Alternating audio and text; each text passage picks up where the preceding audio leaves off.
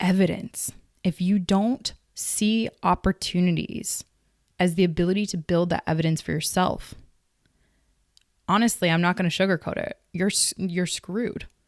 I don't know how to do anything because everything up until this point has basically been done for me. So I had no evidence to show me that I could live on my own and that I would be able to be okay and that I could handle it. Welcome to Evolve Ventures, the one place where people like you can dependably go to shift your consciousness to unlimited potential. I am your host, Bianca Thomas. And I am your host, Emilia Smith. Welcome back to another episode, 113. Do you believe it's possible for you?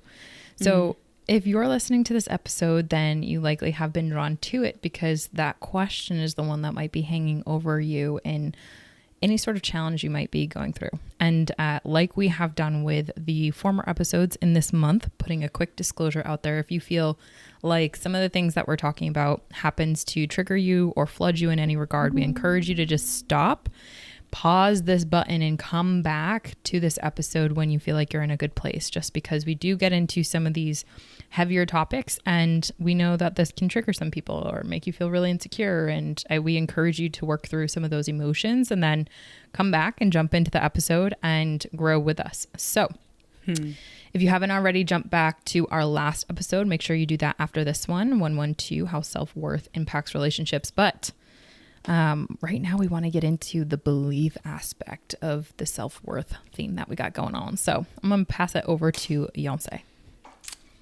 Pass that. I was going to sing a song, but it's not appropriate for this episode. So self-belief. I'm going to go right into a story. So I've talked about this a lot on the show, and I don't want to get like deep into the mud and whatever, because I think I've talked about it enough. But having been in the family that I was in and just the experiences that I went through, and again, I'm not blaming my family at all. I am taking full responsibility for what I'm going to talk about today. But just having gone through the experiences that I had been through and developing the beliefs that I developed about myself and just experiencing the sense of worth that I had experienced, I built a belief within myself that I'm really not capable of doing things. I never did. I never felt like I could do the things that I needed to do, or I never felt like I was capable of actually achieving things if I did do them. And in CBT, this is called self-efficacy. And there's two components of it. It's belief that you can do something and belief that it'll get you the outcome that you want. And in most situations, in all honesty, I didn't have either. Like, I didn't believe things were possible, and I didn't believe they were possible for me, that I could actually do them. And because of that, I never tried. I stopped trying to do things. I stopped trying to push myself. I stopped trying to achieve goals because there was that inherent belief that, I can't do it. So what's the point? In not the last episode, I think it was 2 episodes ago, we talked about the 3 skills that are required to build self-worth. And one of them is action. Well, when you don't believe in yourself, when you don't believe you can do things, and you're not taking action, what do you think is going to happen? You're only further validating that sense of self-worth, that belief that I can't do things. I'm not good enough. I can't do anything that I try to do. So what's the point? And then that self-worth starts really consistently getting negatively impacted. So when my last relationship, actually no, I'm going to take a step back for a second. When I was living at home with my family, for the longest time before like all of the chaos happened like 2 years ago, I wanted to move out. I always wanted to move out. I wanted to be on my own. I wanted to do all of these things. But that belief impacted me. I had the belief that I can't do that. I'm not capable of doing that. I can't take care of myself. I don't know how to do anything because everything up until this point has basically been done for me. So I had no evidence to show me that I could live on my own and that I would be able to be okay and that I could handle it. And what ended up happening was, I ended up in a relationship. I did end up leaving home. The relationship ended. I moved in by myself. And it was like I was building a plane while it was flying, like while it was crashing. And now that's not the best way to do things. But having gone through that experience and being kind of forced to live on my own and forced to do all of these things, it finally put me in a situation where I had to try, where I had to be on my own, where I had to live alone. And it genuinely was the best thing that could have ever happened. Because being put in that situation, I was able to see, oh, wow, it is possible for me. I can do this. And I'm actually doing it really well. And I've done this with a lot of clients. I think self-worth and self-belief, a lot of us confuse the two and think they're the same, but they're not. But they directly correlate with each other. You truly cannot have one without the other in a healthy way. And I say that intentionally because you can have one or the other. They can be negatively correlated, right? So you can have high of one, low of another, or high of that one, low of the other, or low of both, or super high of both. They impact each other. But you can't have healthy self-belief and healthy self-worth if you don't have them kind of both positively working together. And so having the belief that, you know what, I have to do this, I have to try. I got myself to a place where I started believing in myself, and that belief positively impacted my self-worth, where it's like, wow, I can do this. I'm so proud of myself. I'm here. I did it. And Emilia and I will both get into this, but this is exactly what we do with our clients. It's showing you have this belief that you can't do something. It's making you feel terrible about yourself. But what's the evidence underneath that? How do you truly know that that's true? And for most of us, we can't answer that question because it's the belief that it's not possible that's actually keeping you stuck. Yeah. And, we come across this quite often in our coaching and with our clients.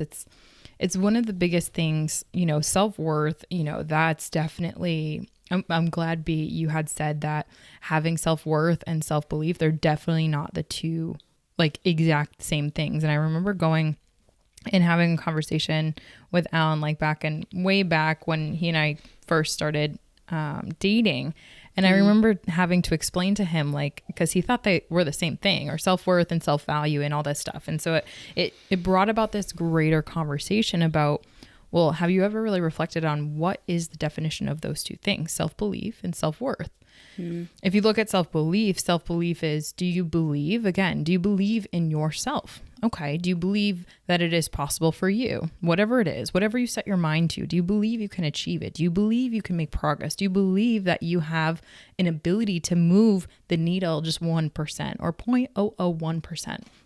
Whereas self-worth is, how does your self-belief impact what that means, your identity, how you view yourself, your self-image, your body image, all those things, and how you determine your self-worth can be, like, for example, low self-worth can make it impossible for you to want to have, or try new things and push past discomfort, which obviously like that will show to yourself that you have low self-belief. Because let's say, for example, you have, and this is a great one, we'll go to this all the time and time again. And I know B, you and I wanted to share like the example fitness, and we'll go to that. If you have broken a zillion promises to yourself every single day, you said, I'm going to exercise once a week. Okay. You break that promise 3 weeks in a row. You say, okay, well, I'm going to up the ante and say, I believe that, if I just get more into it, then we can build this self-belief. We can believe that it's possible for me because, if I didn't show up to the gym once, that's probably because I haven't set the bar high enough or something like that. And you start doing that, you start breaking these promises, you start creating all of these like, just nothing really grounded in what your actual capability is. And a lot of the times what we see in coaching is because, people don't want to try.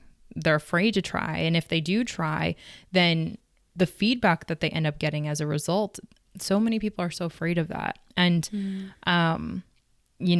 self-belief and self-worth, I remember telling you, B, the only two questions that, and this is obviously like a little exaggerated, but I need to know 2 things about people when I meet them. And I can tell based on how they take care of their body, based on how the thoughts are, based on, their overall body language. 2 things that I need to know about a person before I kind of understand whether they're aligned or not, whether it be a client that I'm working with or just, someone that is being introduced into my circle. Where 0 to 10 is their level of self-belief? Where do they believe it's possible for them? And where don't they? And likewise, 0 to 10, where is their self-worth at? And I say that because I want to meet people where they're at. It's so oftentimes that I see people creating this image of them when they don't believe it's possible for them, meaning they have low self-worth and low self-belief. There's oftentimes this ego that gets created and people want to agree to things. They want to like dive into the deep end of growth. And what that ends up having is really traumatic events, because not traumatic, but psychologically it can be devastating, because you actually tell yourself a story that you believe it's possible for you, but then when you start taking action, the story is very different than your actual current reality. And so for our listeners, one of the things that I want to encourage each one of you to really reflect on is believing in something and carving your own path, whatever that is, whether it be the gym, whether it be, going up to your crush in the workplace or whatever. It takes a degree of courage that I don't see often. And that those 3 beliefs, is it possible? Number 1, is it possible for you? And the third, will it be worth it? I find a lot of people tell themselves the story of the third one, that they're struggling with that one, when in reality, that's their story because their ego doesn't want to admit that they don't actually believe it's possible for them. Their ego wants to say that, yeah, I can do it. Absolutely. But the data actually shows very differently, right? So for example, if they want to have an extraordinary partnership and all of a sudden they believe that, it won't be worth it if they put in the effort. It won't be worth it if they have that courageous conversation with their partner. They don't believe it'll be worth it. Or at least that's a story that they're telling themselves. When in reality, that's their ego, because their ego is protecting them from the second belief, which truly is the case, is they're not investing in things, not because of this belief, though that's the story they're telling themselves. Their ego is actually so afraid to see if it's possible for them. So here's the thing. When you start to reflect on this, and you start to ask yourself, okay, do I believe whether it's the gym or investing in a relationship or whatnot, do you believe it's possible? Do you believe it's possible for you? And do you believe it'll be worth it? If you find yourself kind of going and gravitating to that third one, and I just say this because I recognize this a lot more than I think people are willing to admit, that be careful.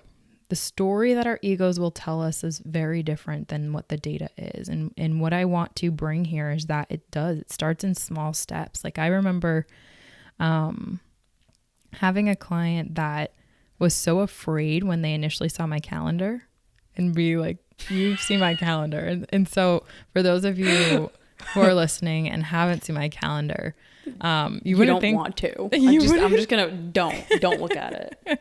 You wouldn't think that it's such a big deal, right? Like pulling up your, okay, so I want everyone to envision like pulling up a Google Calendar, right? You have your week to week view and you just look at 1 week and you see like the events that are on your calendar. What are those events that are on your calendar?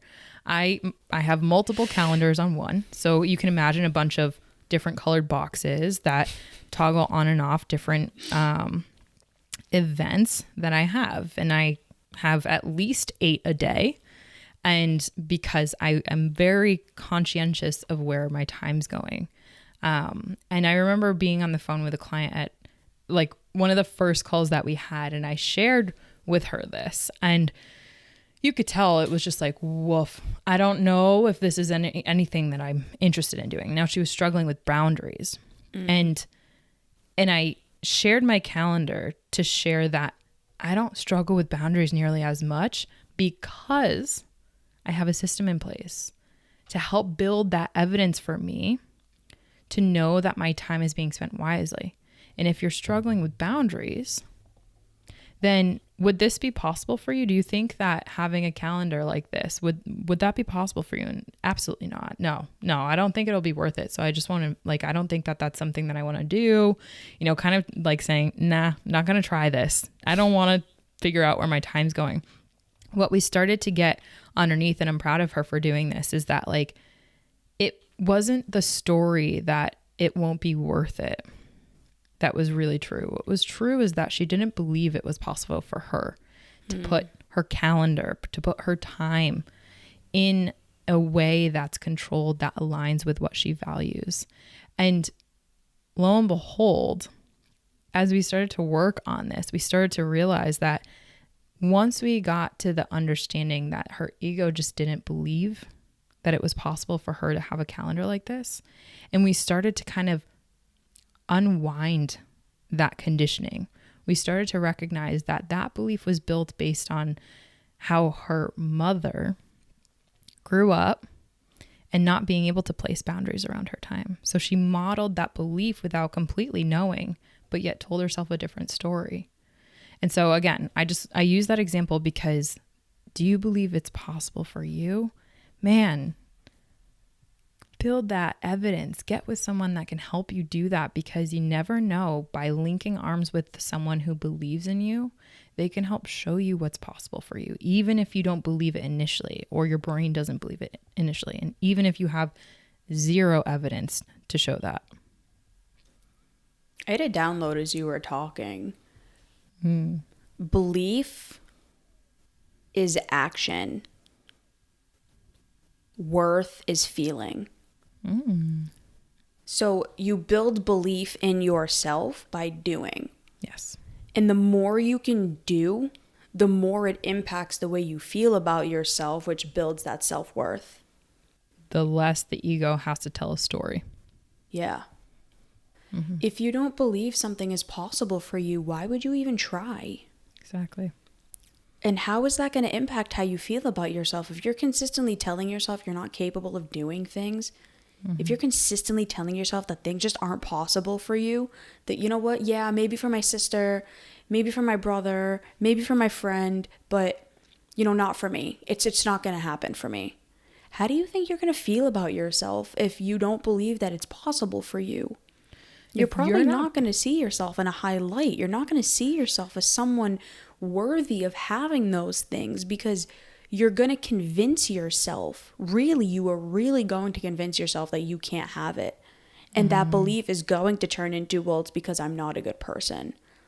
Our brain needs reasons. Our brain makes meaning. So if you're saying I can't have it, your brain is going to be like, okay, why? And then you're going to look to situations in your life to kind of give a reason. It's because I'm not good enough. It's because I look like this. It's because I feel like that. It's because of my mom. It's because of my sister. It's because of this, because of that. And in that, you're just building and building and building these really unhelpful thought patterns that are only going to reinforce I'm not good enough, and reinforce the belief then that you can't do things, that things are not possible for you. If you can start making small, very, very small promises to yourself and just keep them, that will compound and build over time. And with every time you can keep a promise or a goal, or you just say you're going to do something and you do it, oh my God, it's amazing how it feels. And so many of us, I talked about this in, I think it was the last episode or the episode before. We want these extraordinary things. We want these beautiful things. And we think that we have to jump to level 95 when we just got started.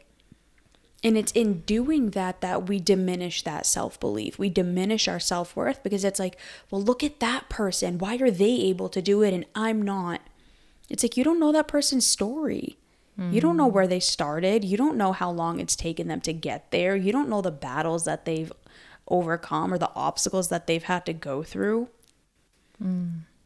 You're at level 1 and that's fine. We've all been there. I was at level 1 for a long time. But I stopped telling myself that I had to have, that person's success where they are right there. And I allowed myself to say, they got there by doing something. They started doing something that I need to do. What is that? And I modeled it and I took action. So I'll give you a perfect example. We were talking about fitness. If you've been listening to the show, I've mentioned this person's name multiple times. Hattie Boydell. She is my fitness icon. I've been following her for a long time and she truly has my dream body. If I were to look at her picture right now and compare myself, I would feel horrible about myself. Because it's like, look at what she looks like and look at where I am. I'm never going to get like that. But she actually does a really good job of saying, I did not start here. She actually used to suffer from severe anorexia. She was 80 pounds, I think. And she has a ton of before and after pictures of her. You can see every bone in her body in that picture. And then she put the other picture next to her, where she actually is. That was her level 1. And now she's at level 95. So who are you comparing yourself to? I don't think comparison is bad. I think comparison can actually be really helpful if you're utilizing it. Yeah. But you got to be careful of at what stage are you comparing yourself? Because if you're comparing yourself when you're just getting started to someone who's been doing this for 15 years, that's not a fair comparison. And that's only going to reinforce the belief that you can't have that thing or that you're not capable or it's not possible for you. And then you're going to feel terrible about yourself, which is what so many of us do. So when I see her picture and that insecure part of me starts coming up and I'm like, oh my God, I'm never going to look like that. My higher self has to remind me, she's been doing this for 15 years. You've been in the gym for a long time, but you have not been as dedicated, regimented, structured as she is for as long as she's been doing it. So you can get there. Just do what she did for the amount of time that she did it. That's how things become possible for you. Step by step, incrementally over time. Sorry. You're fine. Stop cutting me off. Step by step, incrementally over time. One of the things that I had to mentally write down, I got so excited. So apologies for the interrupt earlier. But, if you're not voting for you, who is? And I want each listener to think about that question because there's probably someone in your life, it might be me or Bianca, it probably is, that is voting for you. That's why we show up on these mics, right? That's not what I thought you were going to say. That's why I flexed. No, we're literally voting for you. We believe in you. And if you're not voting for you, who is? Because I'm starting to realize this more and more. There's not a lot of people that will believe in you. They might say they do. They might say things are possible for you, but in reality, they might not mean it. And they might just say that because you want to hear that. And so I want each listener to think about who is in your corner that pushes you out of your comfort zone. And you honestly, probably right now, as a result, kind of hate them. You kind of hate them a little bit. Can I pause you for a sec though? Just really quick. A lot of people who say they believe in you, but they actually don't, the majority of them, it's because they don't believe in themselves. Exactly. And they don't feel good about themselves. You cannot, you cannot truly be happy for someone else if you're like upset about where you are. Like, you can't really be happy for someone if your main thought is like, if you're reflecting it back on yourself and it's like, oh my God, I can never get there. Yeah. Great example of this is the memory that came up while you were saying that, which, shout out to my dad. I never realized, and this is probably why I resented him a little bit when I was growing up and very young, and I'll keep this kind of brief, hopefully. Crossing my fingers. Okay. When we were young, or when I was young, and he was younger, obviously, I remember we would go tag sailing each weekend. And my dad, for those of you who don't necessarily know a little bit of the backstory, he's an entrepreneur, now has a multi-million-dollar business, and he's become very successful through his sheer hard work and grit. And I can say that now, even saying that's uncomfortable, because he had very, very humble beginnings. He and my mom, extremely humble beginnings. Now ridiculously successful, and he's a sales guy at heart. He's such an entertainer. His body language is so expressive, and he's so good at capturing the room. And so he has those unique personality traits that transfer passion, excitement, energy. And he is so extraordinarily good at that. And I learned that from a very young age, obviously, by growing up with him. Right. And having that energy transferred into me. Right. Like, and we would go tag sailing, and I remember him like giving me like $3, and he'd see, like, we'd go through the tag sale, we'd be on our way out, and I'd like really want something, and I would like, Dad, could I get this or whatever? And he's like, yeah, sure. Sure. Like something along the lines. And he would say, all right, what's the price tag? It's like $10. He gives me $3. I'm like, Dad, it's $10 on the tag. He's like, yeah, here's $3. Make it work. Make it happen. Like, he would say stuff like that. And I remember like being like, he's like, you can either keep the $3 or you can go get what you really want and negotiate and figure out how to do that. Do you think at like a 5-year-old rate, like, I'm thinking like, okay, I definitely believe it's possible for me, considering like I don't have a lot of reps as a saleswoman trying to sell to this old lady why I want that little trinket, right? And I did not believe in hindsight that it was possible for me, period. Who is this older woman that's super wise? Why would she ever give something to me that's lesser value than the money that I have here in my hand via the price tag that she has on the little trinket? And I remember being so effing afraid. I'd be like, Dad, what the hell? And he would walk to his car. He'd be like, all right, I'll be in the car. Good luck. I'm like, what? I'm like, this is not fair. Like, you're my dad. Can you go buy it for me? Like, you brought me to these tag sales. Why are you not buying me things? It's like, can you not? I don't get this. It's messing with my brain. And I appreciate it so much now, but I'm no lie, going back to it, my heart would like be beating so hard. There'd be people other there, and like in the moment I'd be like, how the heck? And this is what our brain does when we set a goal. So what my dad did, rewinding it and taking behind the scenes, what my dad did is he set a goal for me, one that I had never really achieved. I just said, oh, I would like that, which is what we do in life. I would like this new car. I would like this house. I would like this dream relationship. But we just somehow, our brains, all right, just expect that someone else is going to get it for us, or that it's going to somehow come to us. It's going to manifest and wind up in our hand here. That's not how the world works. And this lesson was so strategic because he gave me what I wanted. He helped me to adopt it as my goal. And that's what us as coaches do so extraordinary. And that is why I say, look around who believes in you, because he believed in my ability. Maybe he didn't. He just said, let's try it out, right? Let's build this belief in this gal. Believed in my ability enough to give me $3 for a $10 item, something like that, right? And okay, what's the downside? He's thinking, all right, $3, she gets to keep it. Awesome. Builds her self-belief a little bit, I guess. But if she tries and she fails, she learns a lesson. We can talk about it. There was always a lesson back in the car. Approach, debrief. If she tries and she's successful, then she gets the trinket. She's actually built the evidence that's achieved that goal. She didn't initially say, Dad, this is my goal.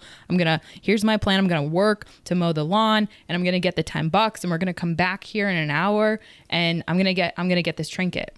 No, but that's how my brain eventually started to work. Okay, what can I do for chores that can earn me, and I can negotiate a specific rate that can get me an allowance or whatever for $10. Let's go tag sailing. Now that I have this belief that I can get a $10 trinket for $3, what else can I get? If I have $3, I could probably get 4 other items if I really work my tush off, right?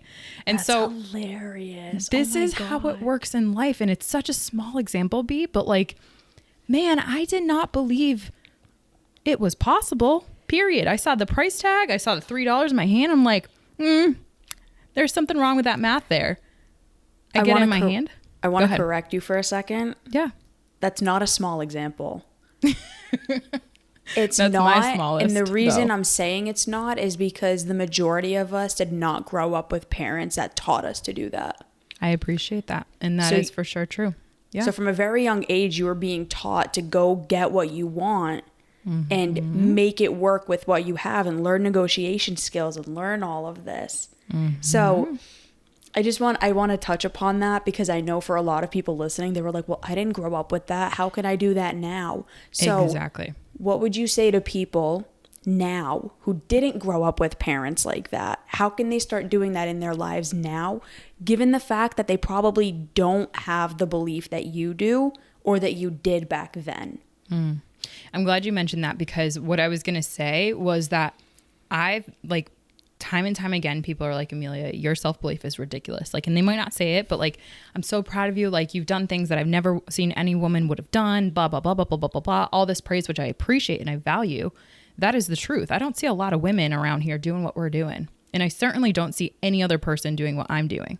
And that's not to toot my own horn, but it is to recognize the difference between how people have grown up and what I can help people with. So to answer your question, B, I have high self-worth and high self-belief, higher than maybe some of our listeners here. And that's not a bad thing.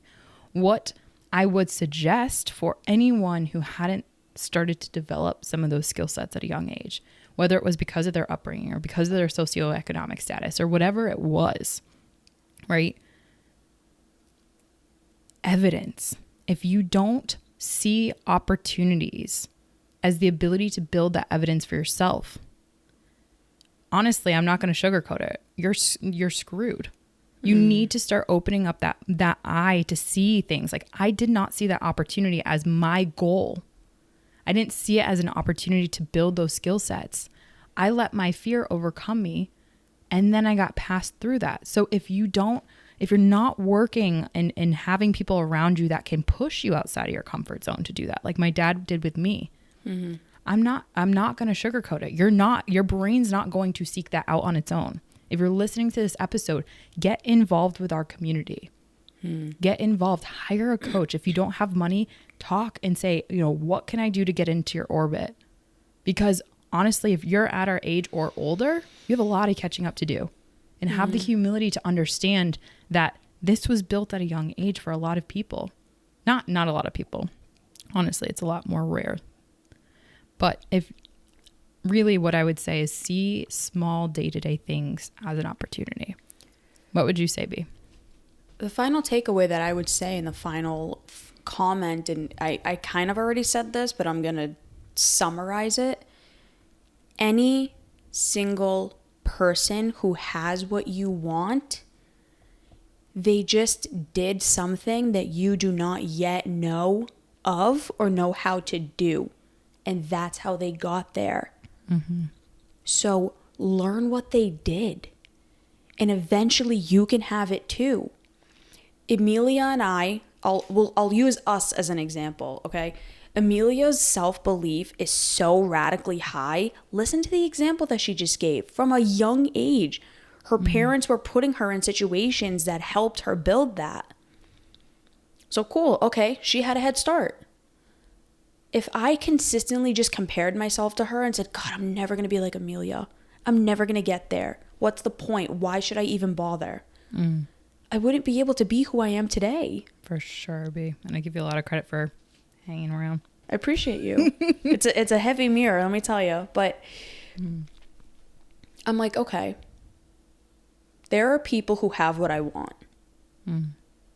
I'll use Hattie Boydell as an example. I am going to have her body. I want her body.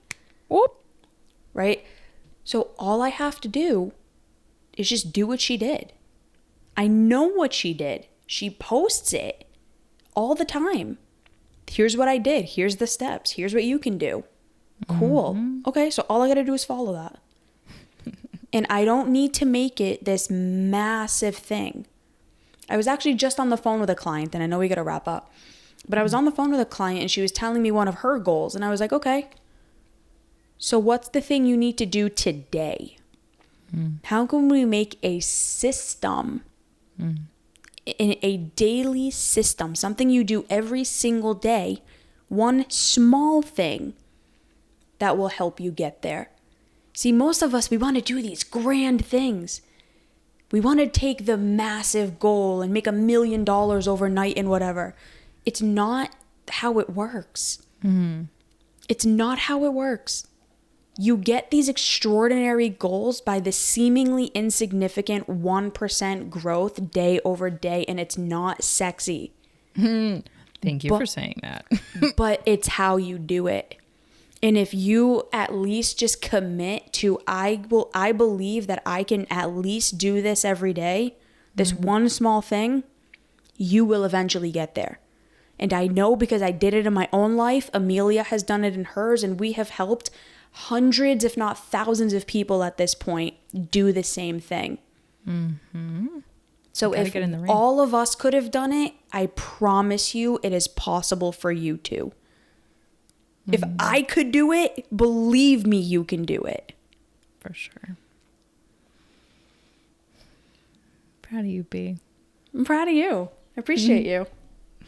It's funny because we all have that little inner kid that like gets handed, not maybe gets handed those $3, but somehow like has those $3, right? We have the opportunity to get in the ring every single day. We have the opportunity to do X, Y, Z.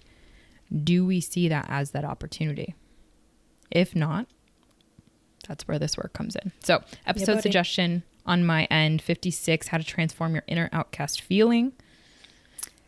Number 41, self-belief. Where does it come from? Oh, baby. Oh, baby. All right.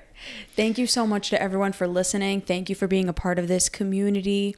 Please reach out to Emilia or myself. We really love connecting with all of you.